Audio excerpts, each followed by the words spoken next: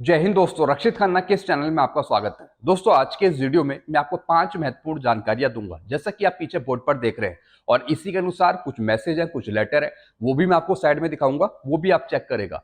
Video में आगे बढ़ने से पहले एक छोटी सी गुजारिश कर रहा हूं, अगर आप पहली बार मेरा चैनल देख रहे हैं या फिर ये वीडियो देख रहे हैं तो आप मेरा चैनल सब्सक्राइब भी कर सकते हैं, जिसका नाम है रक्षित खन्ना, क्योंकि ऐसी जानकारियां अक्सर आपको मिलती रहती है इस चैनल के माध्यम से। और पेंशन से जुड़ी जो प्रॉब्लम आती है उसका भी सोल्यूशन किया जाता है बीच बीच में। चलते हैं दोस्तों, आगे बढ़ते हैं। सबसे पहली जानकारी, स्पर्श कई बार एरियर देता है लेकिन फोन पर क्रेडिट मैसेज नहीं आता, लेकिन खाते में एरियर आ जाता है। जी हाँ दोस्तों, ऐसे बहुत से पेंशनर हैं जो स्पर्श के थ्रू एरियर या फिर पेंशन लेते हैं, लेकिन कई बार आपके पास मैसेज नहीं आता फोन पर कि आपकी पेंशन या फिर एरियर क्रेडिट हो गया, लेकिन खाते में आपकी पेंशन या फिर एरियर आ जाता है। तो दोस्तों, आपको घबराने की जरूरत नहीं है, चिंता करने की जरूरत नहीं है। कई बार मैसेज नहीं आता फोन पर, लेकिन पीछे से आपके खाते में पैसा आ जाता है।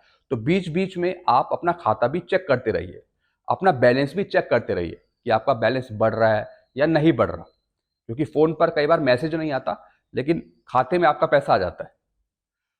चलते हैं दोस्तों अगली जानकारी की तरफ। कुछ पेंशनर्स ईसीएचएस और एफएमए दोनों ऑप्शन नहीं ले रहे हैं, हो रहा है नुकसान, रिकॉर्ड को लेटर लिखिए। जी हाँ दोस्तों, बहुत से ऐसे पेंशनर्स हैं या फिर फैमिली पेंशनर्स हैं जो दोनों ऑप्शन नहीं ले रहे, ना ही ईसीएचएस की फैसिलिटी ले रहे हैं, ना ही वो एफएमए का पैसा ले रहे हैं 1,000 रुपए। और कई पेंशनर कह रहे हैं कि हम क्या करें, हम कैसे ईसीएचएस की फैसिलिटी ले या फिर एफएमए का पैसा ले। जैसा आपको पता है, दोनों ऑप्शन में से आप एक ऑप्शन चूज कर सकते हैं। अगर ऐसे पेंशनर्स हैं जो दोनों ऑप्शन नहीं ले रहे, तो इसके लिए आप एक रिकॉर्ड को चिट्ठी लिखिए, रिकॉर्ड को एक लेटर लिखिए, उसमें बताइए कि दोनों ऑप्शन हम नहीं ले रहे हैं, ना ही ईसीएचएस की फैसिलिटी, ना ही एफएमए का पैसा। तो दोस्तों, रिकॉर्ड उसके बारे में आपको जवाब देगा। क्या पहले पूर्व सैनिक ने एफएमए लिया या ईसीएचएस की फैसिलिटी ली? अगर पूर्व सैनिक की डेथ हो गई है तो दोस्तों, वाइफ या फिर स्पाउस के साथ भी ऐसा ही हो रहा है। वाइफ भी ना ही एफएमए का पैसा ले रही है, ना ही ईसीएचएस की फैसिलिटी ले रही है। तो खाली अगर आप पेंशनर हैं, खुद पेंशन ले रहे हैं, अगर आपको दोनों में से कोई भी चीज नहीं मिल रही तो आप भी फिर कंप्लेंट डाल सकते हैं, या फिर वाइफ भी कंप्लेंट डाल सकती है अगर वाइफ पेंशन ले रही है, क्योंकि दोनों ऑप्शन में से एक ऑप्शन लेना आपके लिए जरूरी है ताकि आपको नुकसान ना हो। चाहे तो आप मेडिकल फैसिलिटी लीजिए या फिर पेंशन पर 1,000 रुपए लीजिए। तो रिकॉर्ड को आप एक लेटर डाल दीजिए। चलते अगली जानकारी की तरफ। इक्वल एमएसपी पर तारीख मिलने से पूर्व सैनिक का फूटा गुस्सा। पूर्व सैनिक कह रहे हैं इक्वल एमएसपी का केस बंद करो, कुछ नहीं होगा, हुए फ्रस्ट्रेट।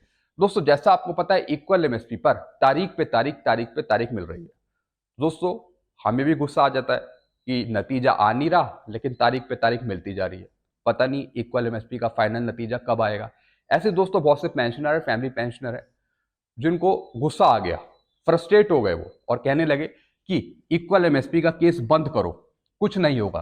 दोस्तों, आपको मायूस नहीं होना।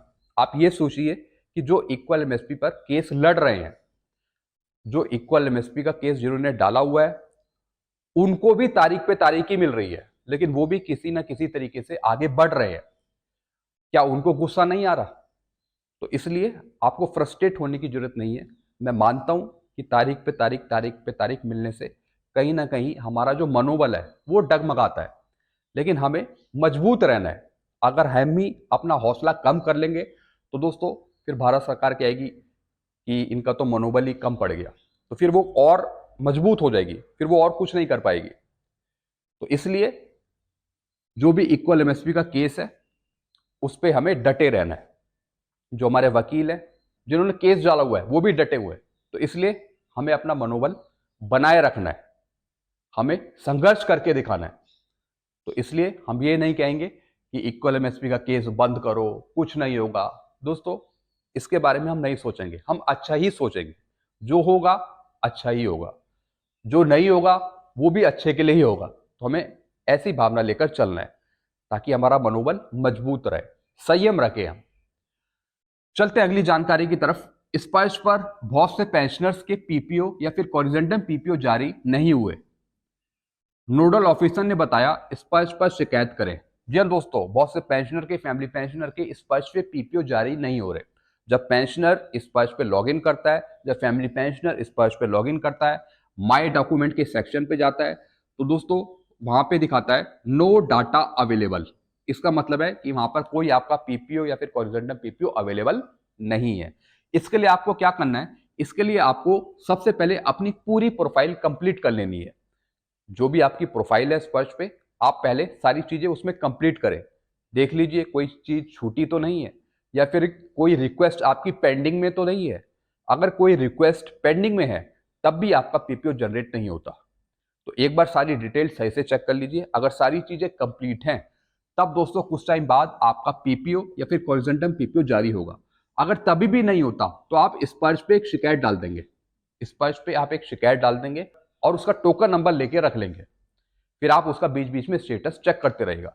तो शिकायत आपको करनी है स्पर्श पे, अपने पीपीओ के लिए या फिर हॉरिजॉन्टल पीपीओ के लिए।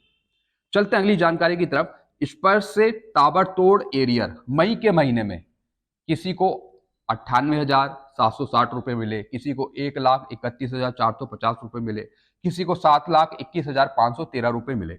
आप भी करें कार्यवाही। स्पर्श दे रहा है एरियर। जी हाँ दोस्तों, स्पर्श एरियर का भुगतान कर रहा है। ऐसा नहीं है कि स्पर्श कुछ भी नहीं दे रहा हूं, स्पर्श एरियर दे रहा है। किसी को 3 तारीख को दिया, किसी को 10 तारीख को दिया, किसी को 12 तारीख को दिया। तो दोस्तों स्पर्श एरियर का भुगतान कर रहा है, तो सेम इसी तरीके से आप भी कार्रवाई करें। अगर आपको किसी सर्कुलर का एरियर नहीं मिला है, अगर अभी भी आपने नॉट पे सर्टिफिकेट दे रखा है स्पर्श पे, तो उसके अगेंस्ट आप फिर दोबारा कंप्लेन करें स्पर्श पे। कुछ पॉइंट लिखकर स्पर्श को भेजिए, ग्रीवांस डालिए, क्योंकि एक ना एक दिन आपको मिलना ही है एरियर। लेकिन आप शिकायत जरूर डालते रहिए। ऐसा मत सोचिए कि हमने एक बार शिकायत कर दी बस हो गया। नहीं, अगर शिकायत आपने डाल दी और प्रॉब्लम आपकी सॉल्व नहीं हो रही, दोबारा डालिए आप शिकायत, तिबारा डालिए, लेकिन शिकायत जरूर करिए। क्योंकि स्पर्श आए दिन कुछ ना कुछ पेमेंट कर रहा है आपको, किसी ना किसी सर्कुलर का एरियर वो आपको दे रहा है। तो सेम इसी तरीके से जिन पेंशनर को मिला, जिन्होंने इस तरीके से कार्रवाई करी, आप भी फिर कार्रवाई करिए। लेकिन शिकायत करना मत भूलिए।